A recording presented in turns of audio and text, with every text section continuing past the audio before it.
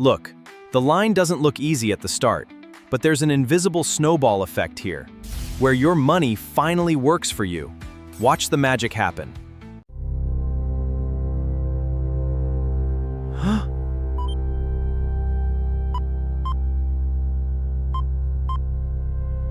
Why your first $50,000 feels impossible, most people quit here.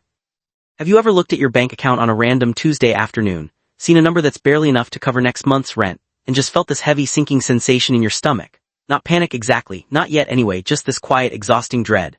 You check your budget app, see $42 left to your name for the month, and your brain basically short circuits. You think, at this rate I'm going to be 80 years old, living off instant ramen and optimism.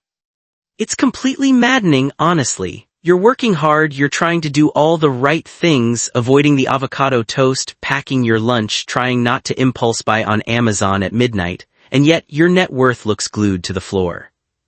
My name is Nick, and I spend way too much time thinking about money, financial psychology, and why some people seem to effortlessly build wealth while others stay stuck in the same financial patterns for decades, wondering why the needle refuses to move.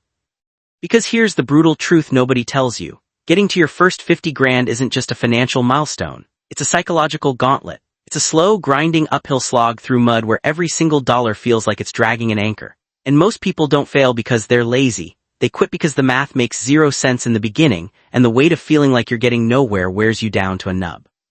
By the time we finish walking through this together, I want to change how you look at that number. Not with a cheesy get-rich-quick formula, but by breaking down the actual physics of early wealth accumulation. Let's talk about why that first chunk of money feels like scaling Everest in flip-flops, and why quitting right before the breakthrough is the most expensive mistake you can make. Part 1: The Mathematical Desert. Let's start with the math, because at the beginning of your financial life, it is inherently cruel and borderline insulting. Imagine you manage to save $200 a month. For a lot of people, that requires a minor miracle of self-denial. You say no to friends, sweat every time you pass a gas station, and make your life a little smaller. You do that for 12 full months. At the end of the year, you open your account and look at your $2,400, plus maybe $12 in interest if your bank is feeling generous. Then you look at $50,000 and your brain calculates, at this pace, it's going to take me over 20 years just to hit the first checkpoint. That is soul-crushing. This is what I call the mathematical desert. It's that phase where your own labor is the only engine driving your growth. People love to talk about compound interest like it's magic. Compound interest is the eighth wonder of the world. Sure, Albert Einstein, but compound interest doesn't do a damn thing when you have $500 in your brokerage account. If it gains a stellar 10% in a year, you made $50. You can't even buy a tank of gas with that. The math lies to you here. It tricks you into thinking your current linear progress is the rate at which you will always make progress. But wealth doesn't scale on a straight line, it scales exponentially. The bridge between those two phases is built out of pure stubbornness, and most people pack up their tents right in the middle, convinced the other side doesn't exist. Part 2: The Invisible Siphon of Lifestyle Inflation. Now add real-world friction, lifestyle inflation, or the invisible siphon. You finally get a promotion or a new job. You go from making 40 grand a year to 60 grand. To your brain, this feels like winning the lottery. You remember stressing over overdraft fees and tell yourself, I've earned this. So you upgrade your apartment. Rent goes up $400 a month. You buy a slightly newer, safer car with a monthly payment. You start eating out for Sunday brunch because you can afford it now. Before you know it, your expenses have expanded to swallow every single penny of that raise. You are making 50% more money, but your savings rate is hovering right around zero. We think lifestyle inflation is about buying luxury sports cars, but it's actually quiet. It sneaks in disguised as upgrading to a normal standard of living. Every new monthly bill acts like gravity, another pound holding you down. When you're trying to launch toward $50,000, you aren't just fighting gravity, you've strapped an anvil to your own back. Part 3: Decision Fatigue and Cognitive Bandwidth. Beyond the math and the creep, there's an even deeper trap: decision fatigue and scarcity psychology. When you are constantly worried about money, your brain operates in a state of scarcity. It's like having 1,000 open browser tabs running in the background. You're calculating groceries versus electric bills, playing mental Tetris with payment dates. That background processing power isn't available for long-term planning. You are entirely in survival mode. And when you're in survival mode, your brain craves dopamine for immediate relief. That's why rigid diets or extreme financial monasticism fail.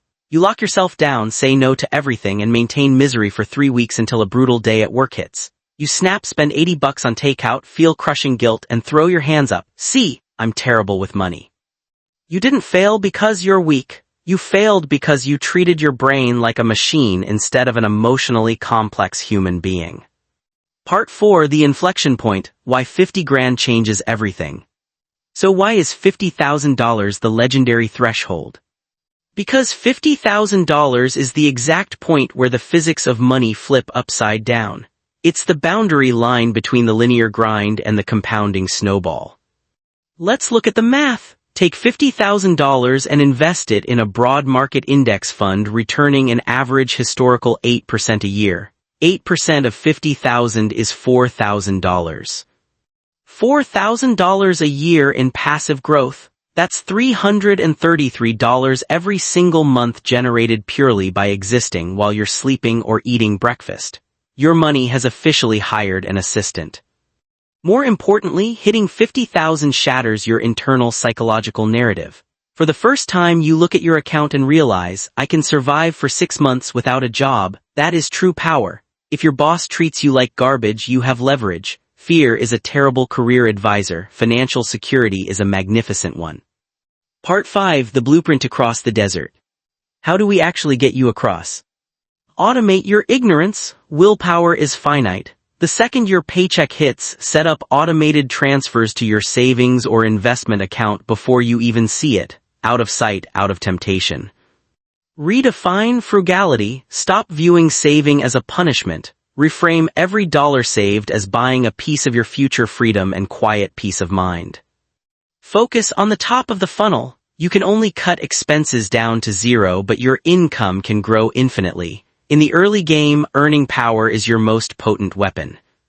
Celebrate micro milestones. Don't look at the whole mountain. Break it down. A $1,000 emergency fund, a $5,000 buffer, a $10,000 turning point, $25,000 halfway home, and finally the $50,000 summit where the snowball takes over. Conclusion.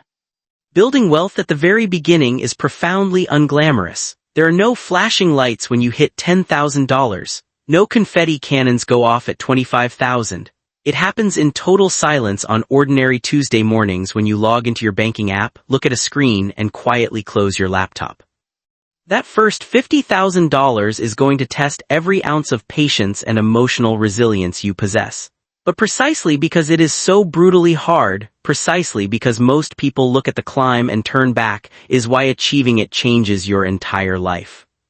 When you reach the summit, you won't just have money in the bank, you'll have proof that you can outlast your own impulses and architect your own reality.